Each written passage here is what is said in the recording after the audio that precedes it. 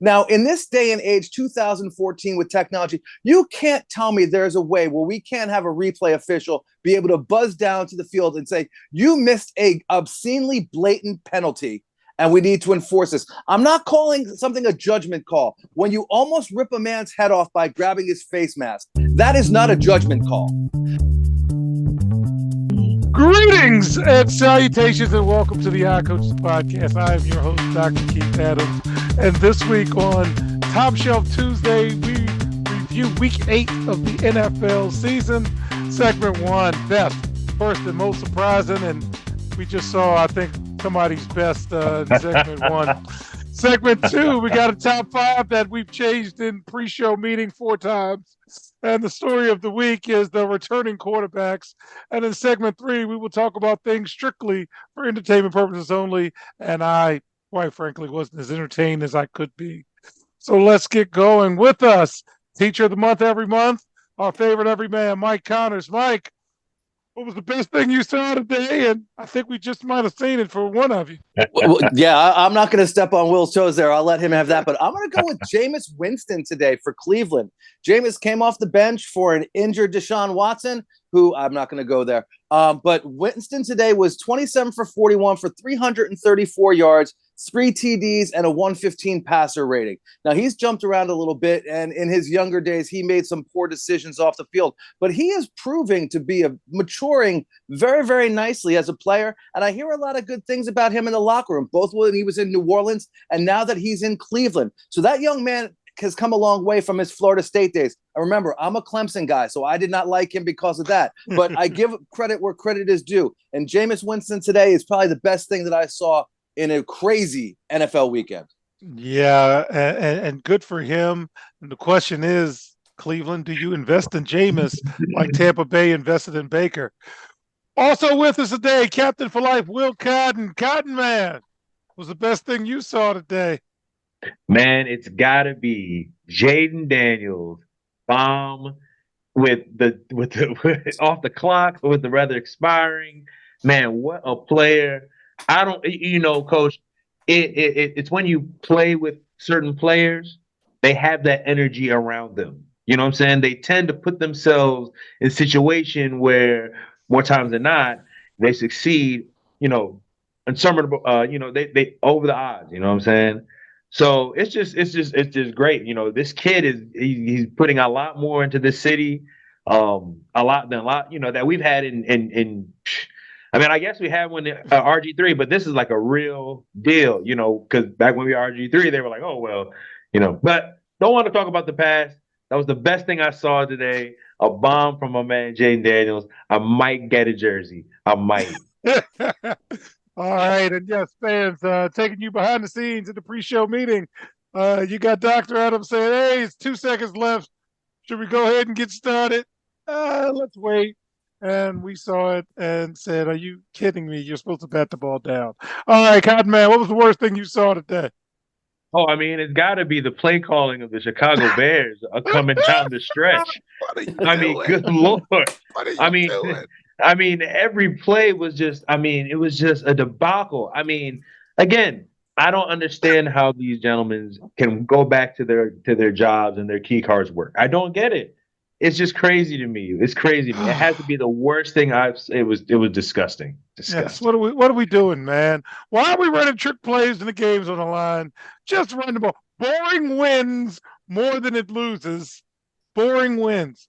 Connors, what's the worst thing you saw today? The worst thing I saw today was the Jets.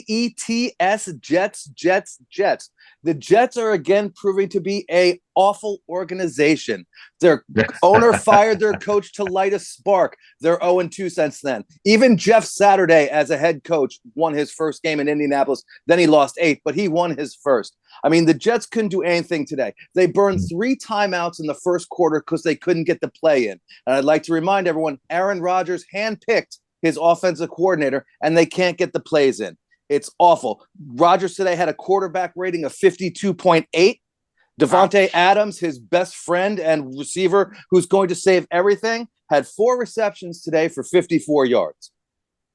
So if you're going to mortgage the farm this year on picking up your number 1 receiver and he gets 54 yards in 4 receptions, that just shows you why the Jets are the Jets and they're the Jets.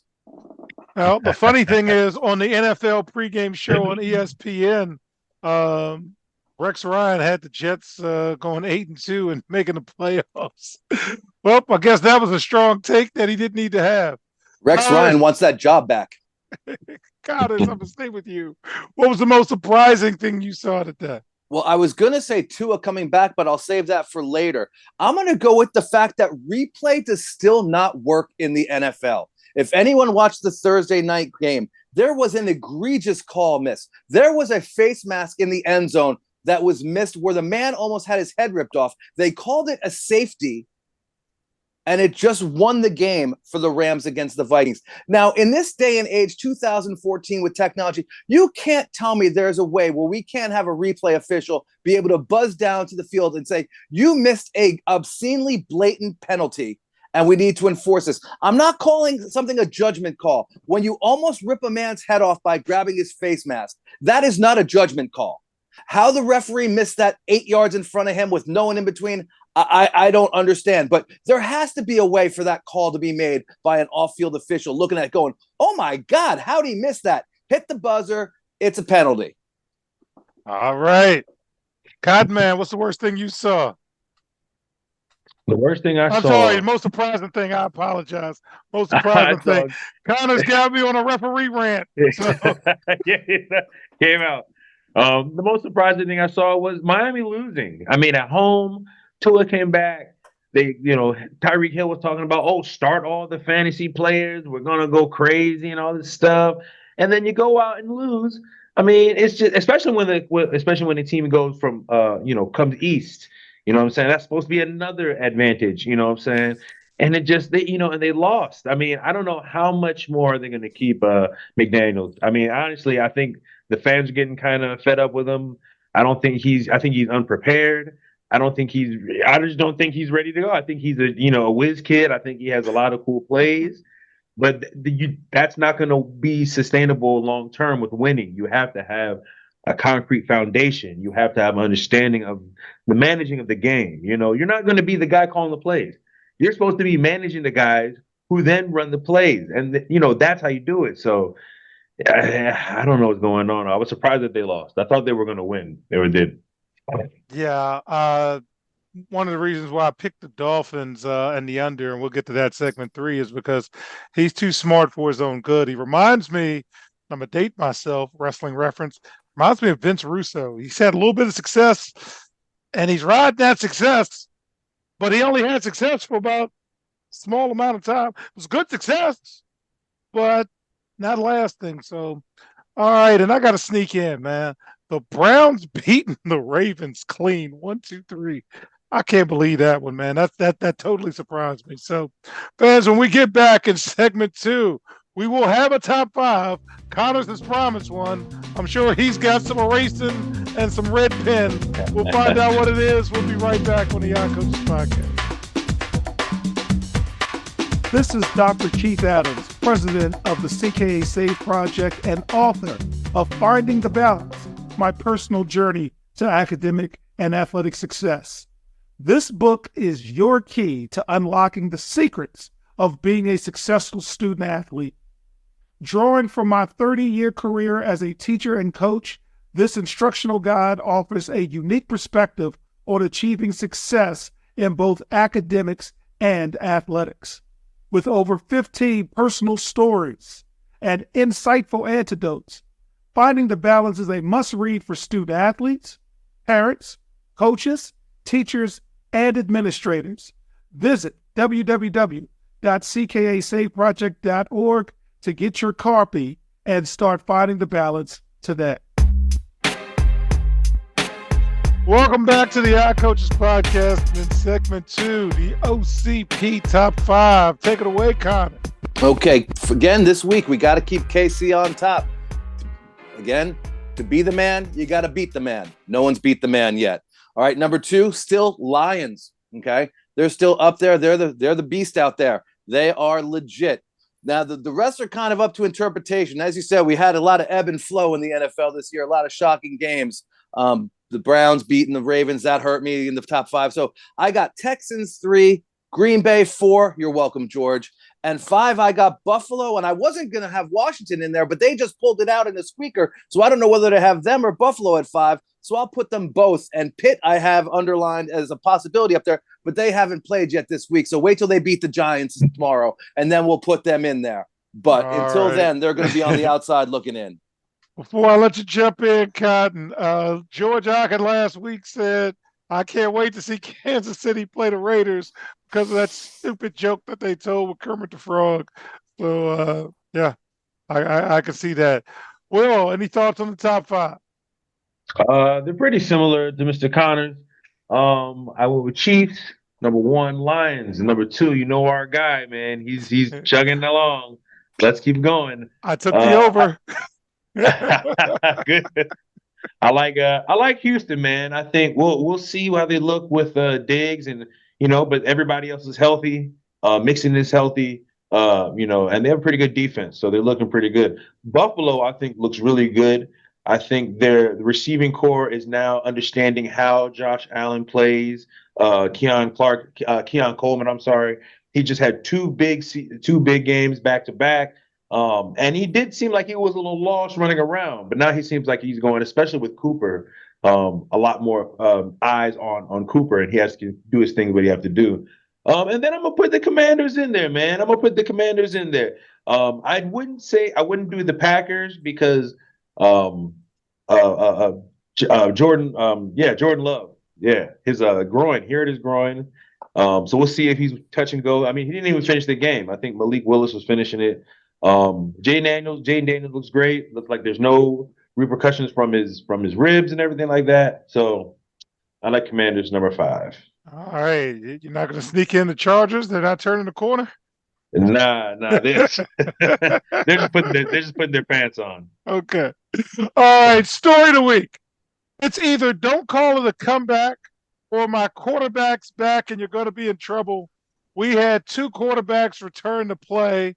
2 have returned to play from concussion, and Bryce Young returned because Andy Dalton had a car accident and hurt his thumb. So, Connors, what are we thinking? Is this good, or is this season changing, or no need for alarm? What do you think about the quarterbacks coming back? Well, the first thing is you couldn't get 2 more different situations here. Tua coming back from a concussion again, and Young coming back to an awful organization who breaks young quarterbacks. Now, first of all, Tua, I almost had him as my most surprising is coming back. This man has had 4 concussions documented in his NFL career. I'm still shocked that they let him come back this season. This is someone's livelihood. This is his life. The studies that the NFL does on brain damage and CTE are just hitting the ground now with information about former players and the brain damage they have. This young man needs to be protected. Now, I know he's a competitor. I know he's an athlete, and I'm not saying retire now, but what is missing the rest of this season going to do to a 26, 27-year-old man besides let his head heal? I mean, today he was, you know me, I'm going to use stats. He was 28 for 38 for 234 yards and average 6.2 yards per pass. So what does that show me? He's checking down quickly, or he's throwing to the back or short receiver to get rid of the ball quickly. This is protecting him. So if you need to average 6 yards a throw to protect your quarterback, maybe he shouldn't be in there to be that protected. Okay. Now, Young, we all know that he's had his struggles in Carolina, and he does not have a lot around him. He had a decent day. He was 18 for 28 for 143 yards, 1 TD and 2 picks. But again, it's Carolina. He's got nothing around him. He's lucky he came out of the game, not like Tua with a concussion. So, I mean, 2 very different situations, and both lost today. So that kind of tells you where those organizations are at. All right, Cottonman, you got somebody coming back from concussion, and you got somebody coming back from poor play who was put back in due to the injury of the guy who replaced him. What are you thinking? Oh man, I know Carolina was hoping that he came in and he let the game on fire and they could trade him nicely. But nah, I don't think. They're just not a prepared organization to sustain a rookie quarterback, especially one that has, he's short. yeah, he's noticeably short. He has to like look and launch it. It's not even pretty. So it is what it is. The Dolphins, I think they're in a very interesting place. Money wise, they just gave Tua a lot of money. So I guess what they're gonna figure it out, and they're not winning. That's not sustainable. So we'll see what happens. I think I'd be more interesting what's going on with Miami because they have Tua. They have to figure out with money. They re-signed Tyreek Hill. They re-signed Waddle. They're going to pay Achan at some point. Who else is going to get paid? Or are they going to a different way or a different route? Or are they going to draft a quarterback? Who knows? I mean, that may be the best thing for them to do in 3-4 years. They've already got their backup, or they're ready for the next one, the next piece. So, yeah, but I think until Carolina changes their organization structure, I don't think that they're going to be any. And it doesn't matter who it is. It could be Dan Marino. It could be Jesus. It doesn't matter who's under center. They're not going to be good in Carolina. Do you mean by change of their organization mean change of ownership?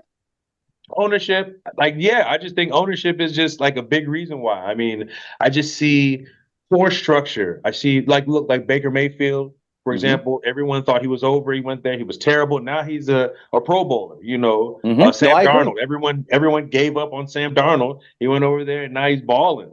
You know what I'm saying? Not saying that Bryce Young has that kind of talent, but I mean, they have a long. I mean, look. I mean, with Cam Newton, I mean, they destroyed that guy. They never gave him a receiver. They never really gave him a running back.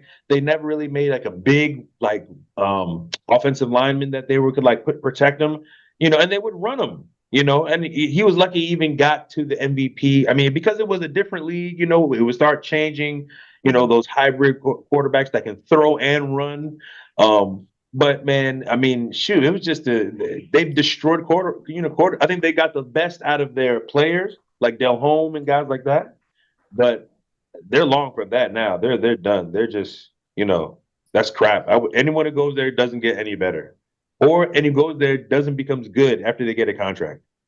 So it's like, so with the Tua thing, I guess I'm in the minority. I can't tell you how to run your own race. I've got my player here. I've got a teacher who worked for me. Hey, Lincoln's still dead and he's not coming home from the theater. So as long as you hit the bullet points in terms of the U.S. unit, Mike, go ahead and teach how you feel because I hired you to do a job and we're going to trust that job gets done. Will played for me. We provide some boundaries, but color in the lines.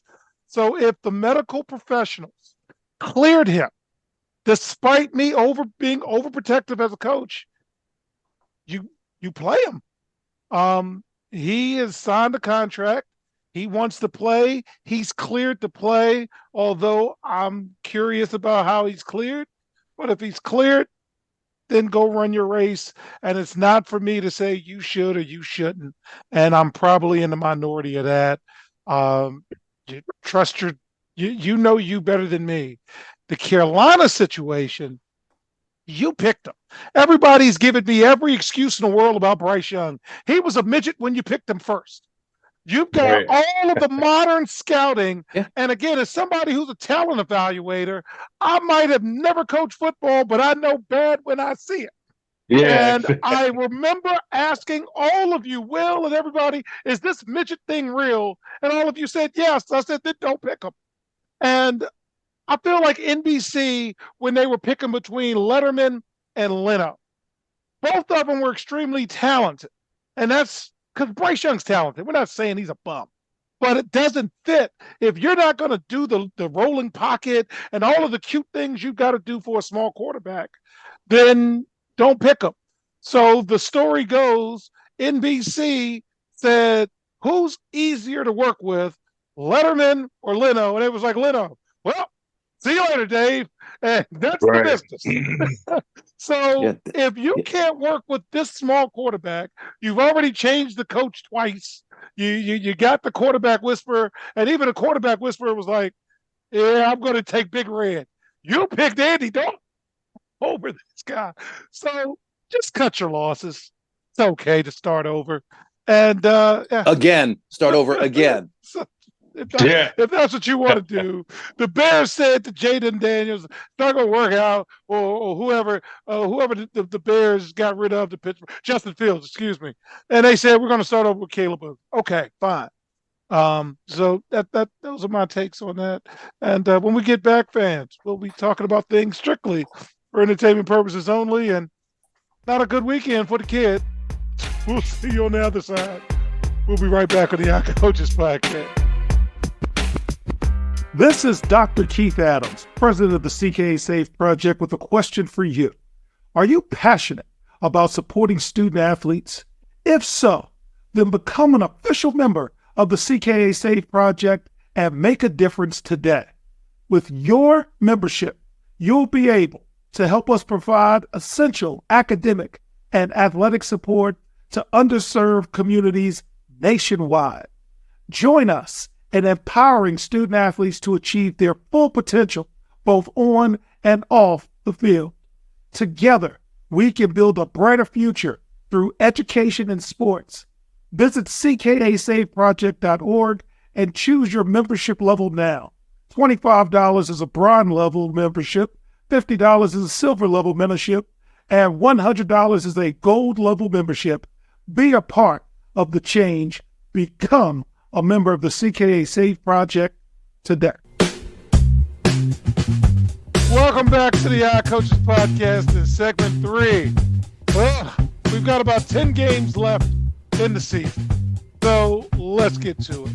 AFC North, I took Baltimore and Pittsburgh in the over.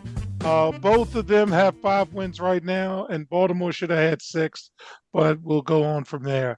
Told you Jacksonville and Tennessee in the AFC South.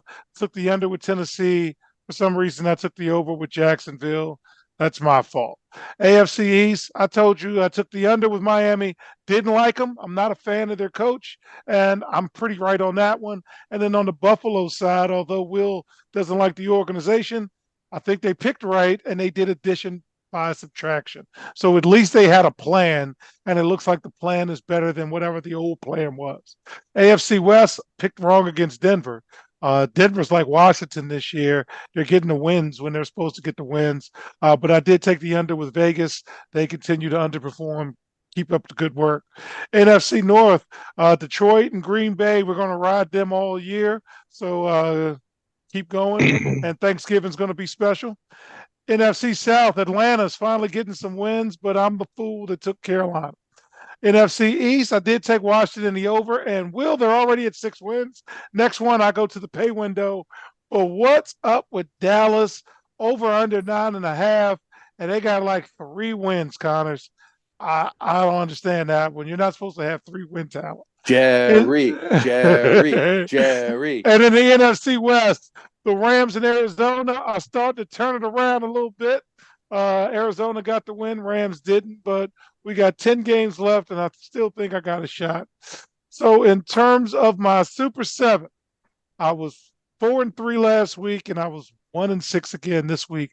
Money-wise, though, I'm up, but record-wise, I'm down. For the spread, I had Chicago -3. I was about to have a push, but that didn't work out for me. My 2 play, Cincinnati -2.5 and Green Bay -4. Cincinnati got beat, so that didn't work. So my 3 play, Arizona +3.5, Atlanta -2.5, and then Houston -5. Houston didn't get the job done with enough points. My 4 play, Detroit took care of business. Denver took care of business. Kansas City took care of business, but Baltimore can't beat Cleveland. So now I get nothing. All right. I did take Tennessee and Detroit over 44.5. Detroit took care of that by themselves. Well done, gentlemen. I took the under, Green Bay and Jacksonville under 49.5. When did they start scoring? What was that all about? And Connors, you were 100% right about this week. Couldn't find an upset that I really liked. So I ended up going with Seattle, and I shouldn't have. Yeah, no. So man, did you do anything strictly for entertainment purposes only this week? Oh yeah, Miami ruined it and Baltimore ruined it, but everything else was on the money. I can't believe the Eagles had like a +2.5 spread versus the Bengals, and I was like, let me get that right now. Bang, they're just the better team. the better team. You know, I think the Bengals aren't that good. The Not computer that had good. the Bengals -2.5, and that was an A play.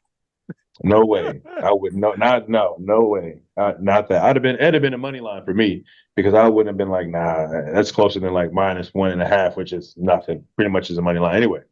Yeah. Yeah, I had everyone else. I had Atlanta, Houston, Buffalo, Denver, Kansas City. Obviously, they're not going to lose to the Raiders, but Dolphins and the Ravens kind of shot me in the foot, so it's all All good. right.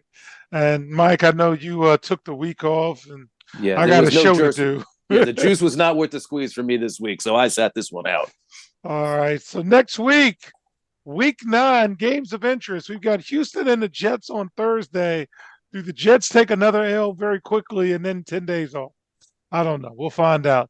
Dallas travels to Atlanta. Miami versus Buffalo. Vegas versus Cincy. West Coast coming all the way across has not worked out well this year. The Chargers coming across to take on the Browns. New England with the win today taking on the Titans. Indianapolis versus Minnesota. Minnesota's got 2 losses, so we got something. And of course, this is a special game for us. The Washington Commanders take on the New York Giants, and the Odd Coaches podcast will have a watch party. So if you're in the DMV and you want to hang out and celebrate a good cause, little donation.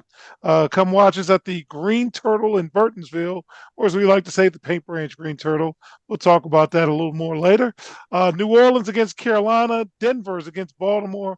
Baltimore can't be losing to Denver. Chicago versus Arizona.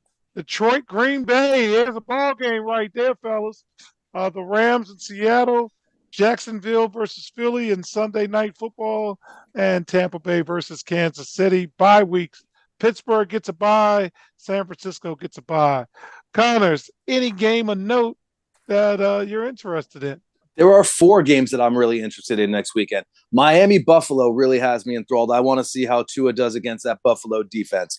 Detroit versus Green Bay, an NFC North battle. That's always a good game, even both teams aren't good because of the history there. So that should be very interesting. I would like to see the Rams Seattle game. I wonder if the Rams can put up some points against Seattle. And I want to see what Tampa Bay can do against Kansas City in Kansas City. Baker's been having a very good year at quarterback. And if he wants to put himself really on the map as a top tier quarterback, that will be the place where he can do it this year. I mean, we all know Casey is the man and they've been playing great football, but it's tough to win every game in 17-game season. That could be a game where Casey stumbles a little bit against a very good Tampa Bay team. Yeah, and coming off a loss too. Will, anything of interest for you, sir? Oh, I'm looking at Washington and New York, just to rub it in, like, for my man Mike King, always. I'm always going to be looking at Detroit versus Green Bay. Obviously, that's going to be me and Ak going to look better. Who's going to be winning the division, or we believe it will be. I hope Houston can beat up the Jets on Thursday. I'm very excited. I want to watch that just to get them go all the way down to the pits of all the bad stuff where all things are going. I think an interesting game, Dallas versus Atlanta. I think that's going to be a game where it's not going to be on the radar. But I know Kirk Cousins is very familiar with the Cowboys. He's had some pretty good games against them. They're still pretty wounded. Micah Parsons is not available yet. And it doesn't sound like he's anywhere close. So that's going to be a game that can put Atlanta really into the, in the driver's seat, looking good. It's going to be an ugly, cold game of New England and the Titans. Nobody's going to watch it. Nobody's going to even know it's happening. So I'll give them a peek just to see what's going on. I'm surprised that one's not in London. The way we've been sending games to London, can we flex that game over to jolly old England? I think the next game is going to be in Germany because George brought that up in the chat this morning. Yeah, I think they're sending the Giants there. I think. So they Will, can keep them. While we got you, because I don't want to hear y'all mouths. Any thoughts on the World Series, sir? We've got 2-0 with the Dodgers. We have a partial separation or whatever they called it. My wife, who has an undergraduate degree in athletic training, said, I don't know what you're talking about. That's a real injury. And you're trying to move and swing a bat. What are you doing? So any World Series thoughts Will, and then Mike before we close out. Man, I really thought the Yankees were going to win game one. They had a great chance. I mean, everything was going against them, and they were still overcoming it. You know, those are kind of games you have to win. You know, that change the series. They didn't win. You know, I figured that second game was going to be rough for them. You know what I'm saying? I know it's just that it's going to be a rough game to come down from that loss in terms of emotionally. You know what I'm saying? The energy. Judge is still playing terrible right now. But they're still pretty close. I mean, the first game went to the 10th inning. The second game obviously went to 4-2. So they're not overmatched. They just need a couple players to pick up, man. I think they're better, full all the entire lineup, and I think that they have a better full pitching staff, much better than the Dodgers. It's just Boone overthought it. And Yeah, so help me out with this because I watched this, and Mike, feel free to jump in. I'm a coach who worries until the postseason, and then we're gonna ride our best players till we win the championship. Why isn't the baseball manager? What are we saving the pitcher for? Analytics are ruining Analytics are ruining the analytics. game. Analytics are ruining baseball. The organization told Aaron Boone, if Cole gets to this inning with this many pitches, he's done, no matter what. That's why I miss guys like Buck Showalter who manage with their gut. These guys rely too much on statistics, too much on numbers, too much on guys who went to Ivy League schools and never picked up a bat or a ball in their life and look at a computer screen and say, well, the Matrix says this. No, it's the World Series. Al Leiter threw 147 pitches in a World Series game. Because why? He was wheeling it. He was in the zone and the other team couldn't do anything. Cole should have been left in there till his arm fell off or the game was over. I don't know what we're saving him for because exactly. They got 88. It was like he was under 90 pitches and they pulled him. I mean, it's unbelievable. And he was like what he was in like the 8th inning anyway. Like he already made it. So it's just over mismanaging. He's done this stuff. I mean, you know, that's what Boone does, man. And he comes to the owners and he's like, look, these analytics, here's this data, and this is what we should be doing, and this is what we should be doing. And it just like it always, you know, bites him in the ass every time. Every time. I'm wondering if it's him making that call or if he has a play sheet that they give him before the game saying, here's the situations where you're making changes or you're not making changes. I don't know. It just doesn't make sense to me when they do that. All right. So Robert and George, that was a good, solid 90 seconds of baseball. I don't want to hear from you anymore. I'm smiling. All right, as we close, CKA Save Project sponsors the Odd Coaches podcast, and we've been on the air over 500 episodes. And CKA Save Project's doing a number of fundraisers this month, and they end November 4th. So follow us on social media. We're doing a school funder fundraising, great organization that a lot of schools are using. So again, follow us at CK Save Project or at Odd Coaches. Click the link. Anything you can provide for us would be very beneficial as we continue to grow our program. And also in-person events, Sunday, November 3rd at the Burtonsville, Maryland location of the Green Turtle. Recommended donation is $50. We'll be there from 1 to 4 to watch the Commanders take on the Giants. Hopefully Cotton Man can slide through with the family. I know Sundays get busy for you. Will you be able to join us or you'll be FaceTiming in? Oh, I'll have somebody said they had tickets to the game, but you're going to MetLife? Nah, I'm gonna go hang. Yeah, because they think I could just make it easy. Nah, it was somebody that went to college, went to St. John's with. So nah, I'm not going there. I'm gonna see y'all at the Green Turtle. All right. So on behalf of our Cavalcade of Stars, I'm Dr. Keith Adams saying thank you for listening and or watching the Odd Coaches podcast. We'll see you on the sidelines. Till next time, take care. The Odd Coaches podcast is sponsored by the CKA Save Project. The CKA Save Project is an industry leader in providing student-athlete academic and athletic support. From assessing student-athletes' academic and athletic skills to measuring and monitoring student-athlete academic progress to improving student-athlete time management and organizational skills, the CKA Save Project provides wraparound services for student-athletes from middle school through college. For more information, visit us on the web at www.ckasaveproject.org or schedule a free consultation with Dr. Keith Adams by emailing cka@ckasaveproject.org. We hope you enjoyed today's show. The Odd Coaches podcast drops new episodes every Tuesday through Friday on most weeks. Make sure you subscribe to the Odd Coaches podcast on Apple Music, iHeartRadio, Podbean, Spotify, and YouTube. Follow the Odd Coaches podcast on Twitter and Instagram at Odd Coaches. Follow Dr. Adams on Twitter and Instagram at CKA Save Project. In addition, follow Coach Mike Francis on Twitter and Instagram at Coach Franchise, spelled Coach Franchize. For more information about the CKA Save Project, please visit them on the web at www.ckasaveproject.org. See you next time on the Odd Coaches podcast.